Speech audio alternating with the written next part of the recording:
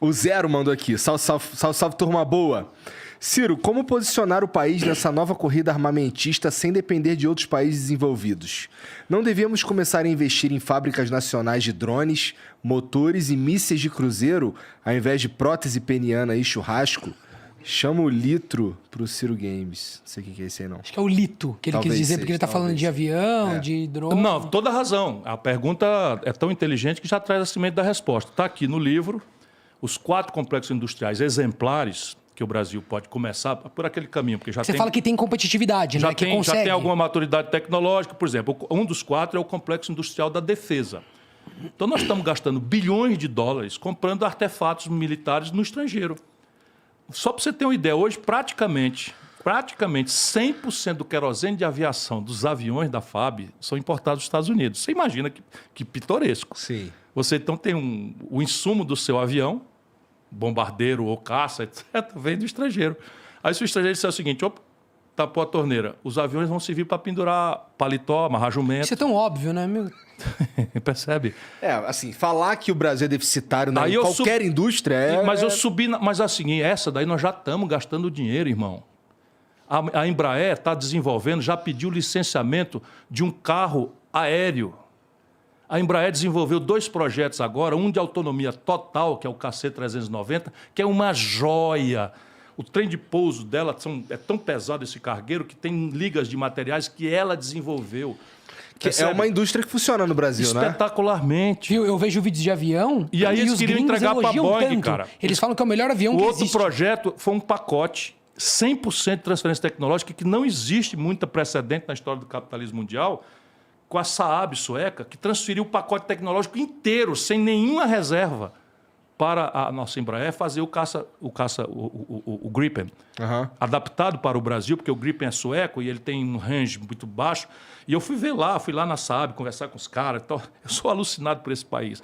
E eu estou vendo as oportunidades todas, percebe? E o cidadão está dizendo aí. Mas, Ciro, você está querendo dizer que a gente já gasta... A gente já gasta. E a gente poderia gastar com o nosso. Simplesmente gerando só emprego uma aqui e tendo autonomia na acessibilidade. Mas a que interesse? Aí eu quero saber, assim, sem uma abstração, eu quero saber, assim, por que não se faz isso? Não se ganharia um capital político? Não há projeto de nada no Brasil. Ninguém pensou falta nisso, de projeto. Tá não há projeto de nada no Brasil. O Lula, por exemplo, tem um discurso dizendo que...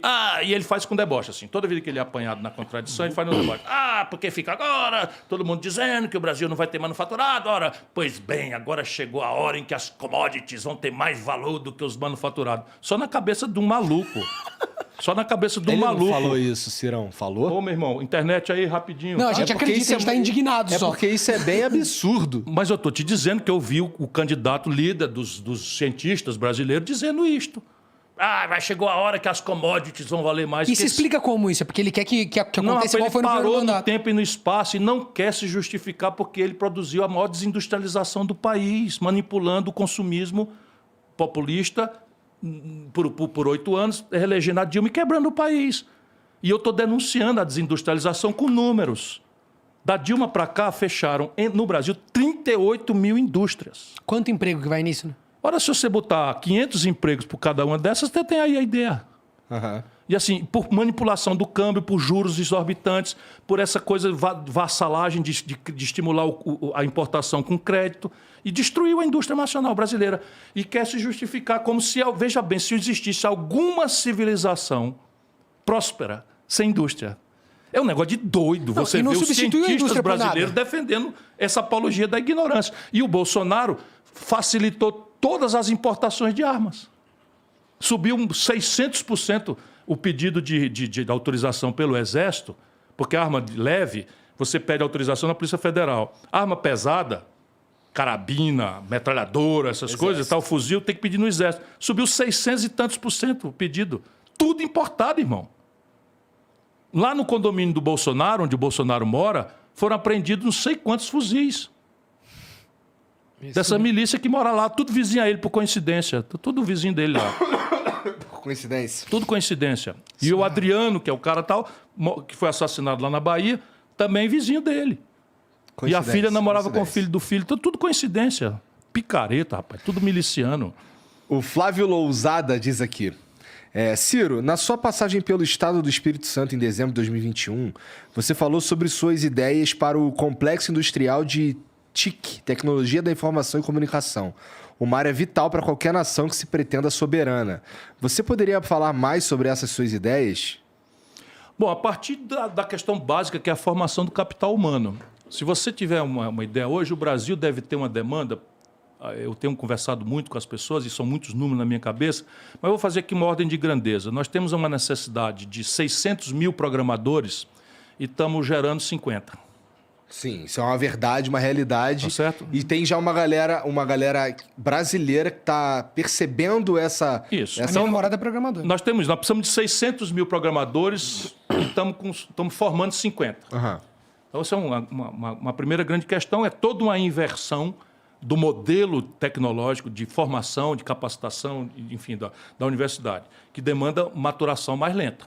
Mas só para você ter uma ideia da tragédia, o ITA, que é um centro de excelência de engenharia, simplesmente quando ele forma 50 garotos, 60 garotos, dos 60 vai tudo para banco. Ah, vai para banco. Para banco, porque não tem absorção de engenharia no Brasil, porque está tudo parado, não tem acontecendo nada. E eles desempenham o que no banco? Só para entender. Matemática. Ah, entendi. Algoritmos. Mas é porque é a indústria que consegue pagar e consegue absorvê-los. É porque a engenharia não está absorvendo. Não tem nada para fazer no Brasil em matéria de tecnologia. Então, quer dizer, você tem pátio parado, você tem demanda por... Isso. Você tem um engenheiro, vai acontecer você crescentemente mais isso. Você vai ter uma massa de desempregada de milhões de pessoas. Tudo por fazer, e crescentemente infraestrutura. a placa precisa decidir. É porque ele falou sobre as estradas. Eu fico pensando, né? Você fala muito que a infraestrutura é um lugar que só se investe. É uma coisa tão óbvia. Não, eu estava hoje revendo, porque amanhã amanhã eu vou na Abdib, vou fazer uma palestra para essa Associação Brasileira da Indústria. Eu estava revendo os números. O Brasil precisa, para dar manutenção que tem, de investir 4,25% do PIB. Nós estamos investindo 1,36%. Ou seja, então está deteriorando. Nós estamos deteriorando o nosso capital. Pra ver, né? A infraestrutura no mundo representa até 180% do PIB, como no Japão, no Brasil é 36%. Percebe? Falta infraestrutura e aqui está se deteriorando, porque não temos nada, não temos investimento para... Dá para ver, piora, né? As quase estradas nada, pioram, zero. não dá para ver. E está todo mundo aí votando na picanha e na cerveja, e no papo furado, o comunismo, o fascismo e tal. Você vai ver a merda que vai acontecer nesse país se a gente não conseguir quebrar essa maluquice que está acontecendo no Brasil. Pois bem, desculpa a expressão, mas Então, veja, a primeira providência, então, que demanda mais tempo, é uma reestruturação da formação do capital humano brasileiro. Aí alguns fast tracks, por exemplo, o fast track indiano, coreano, foi pegar garotos aqui, comprar bolsas nas grandes universidades do mundo, mandar com um contrato de volta para trazer aqui. Você financia essa jornada Sim, de você manda o cara para lá para preparar e traz de volta. Vinculado que ele tem que voltar para trabalhar aqui. Mas você tem coisas, por exemplo, tem um polo de software em Recife, que você chegar ali e dar uma guaribada, não sei o que, tal, pode ganhar escala. Você tem o COP no Rio de Janeiro, que se der uma guaribada também pode. Tem várias coisas. Tem vários... Iniciativas em universidades muito fortes. Tem muita coisa que eu tenho na cabeça, tenho visitado. Você tem Campinas. Aqui na USP tem também. Campinas, ali tem muita coisa por ali e tal. Tem um grande acelerador de partículas e tal. Perdemos o Pinguelli Rosa agora, falando na COP. Enfim, eu queria até estar lá no lançamento do livro dele, um grande brasileiro que nós perdemos, que pensava essas coisas todas. Então, esse é o primeiro movimento. O outro movimento é uma questão de hardware mesmo. Onde é que nós vamos fazer? Então, você tem o seguinte: primeiro, preservar aquelas iniciativas que nós já começamos e que terão necessariamente dificuldades. Por exemplo, o CEITEC, que é lá no Rio Grande do Sul, é a única fábrica de processador abaixo da linha do Equador. A única. Caramba. Qual é o projeto do Bolsonaro? Fechar.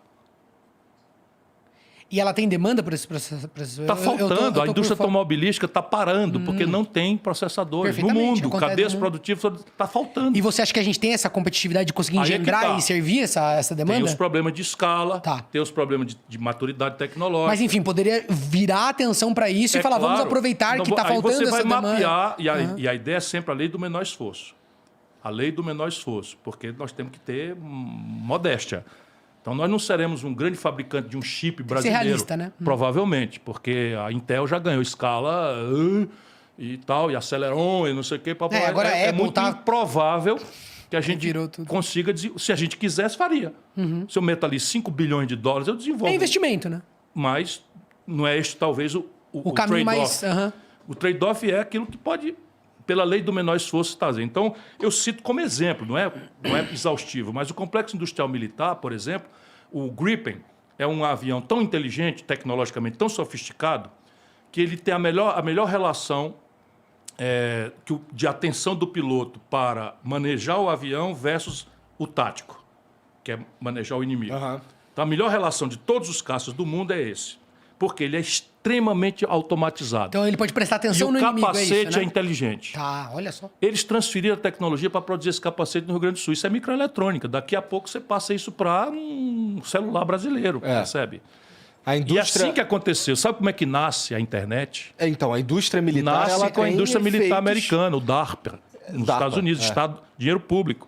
Sabe como é que nasce o celular? Estatal americana também. Depois que eles dominam, difundem para iniciativa privada. Mesma coisa com a tecnologia para ver para ver como é que tá lá fora. Aham. no Claro. universo, Você sabe que eu li Sensoriamento remoto por satélite, tudo isso é desenvolvido estatalmente e depois é difundido. Tem um livro muito interessante, chama De Onde Vêm as Boas Ideias, que ele faz tipo uma pesquisa mesmo para tentar entender qual é que são esse solo onde as ideias disruptivas aparecem, né? Sempre cito ele, porque é Mas interessante. assim, isso começa no paradigma pedagógico da escola da criança. Claro. Então, no Brasil, de novo, é a tragédia brasileira. Como é que vai inovar se Você a gente tem- não alfabetiza, não, né? É isso. Não é questão de alfabetizar, não. A questão é o paradigma pedagógico. Hoje, a nossa escola é uma escola do século XIX, fordista, que o bom aluno é o que Repetição. consegue reter passivamente informação e reproduzi-la sob estresse, sem poder conversar com o colega e nem ler o livro. Isso é lixo puro. Como é que inova, né? Criando uma mentalidade assim. Não tem perigo, não tem perigo. Então, o que você tem que fazer é mudar todo o paradigma pedagógico para ensinar a criançada a perguntar e associar informações que já existem universalizadas no Google e, ao associá-las, criar uma informação nova. Isso demanda um grande debate de reconversão da escola pública brasileira. Isso quer dizer retreinar todo o magistério, isso significa premiar o magistério por esse esforço de retreinamento e requalificação. E nós estamos na picanha e cerveja, fascismo e comunismo. Tanto pra fazer, né? Bom, enfim, esse livro acaba com o mito, justamente que você denuncia, de que só o livre mercado consegue. Porque ele faz Nunca aconteceu. Ele faz um levantamento de todas as ideias, desde o ar-condicionado à microeletrônica, tudo. E ele levanta aqui. O ambiente para essa disrupção acontece quando você tem o Estado que consegue fazer o investimento grosso e aí depois você tem uma iniciativa privada, E a iniciativa universidade. É isso aí. normalmente dentro das universidades, onde você consegue você está ali formando Eu novas estudei cabeças. profundamente isso em todas as civilizações do mundo. Passei 1 ano e meio estudando esse tipo de coisa, é 100%, não tem uma exceção sequer. Esse livro ele reúne assim, papo de, vou falar qualquer coisa, 1000 invenções importantes, e ele vai olhar exatamente qual foi a... E aí ele levanta várias outras coisas muito interessantes, né? Não é só isso, mas ele diz que é assim, é imprescindível que essas duas coisas quase aconteçam para que você tenha grandes revoluções, né? Então, Como é que você vai ter game brasileiro se não tem programador? Pois é, quem né? que vai uma fazer o grande game, questão. né? A gente vai mandar fazer na Mercado China o tem. game também? O mercado é um dos maiores do mundo. A turma Mercado que vai lá tem. no meu programa está me dando conta foi agora o Gay Bowl. Aham, meu grande amigo, grava comigo, né? Do Gay Bowl, Pipocando também. o mercado é um dos maiores do mundo. E tudo importado. Gable tá com bigode bonito ainda? Ah, não, ele... Tava com bigode? Acho que não. Ah, não, ele tava... Acho que ele ficou comportadinho para ver o Ciro. É. Ah, é? Entendi. Que bonitinho.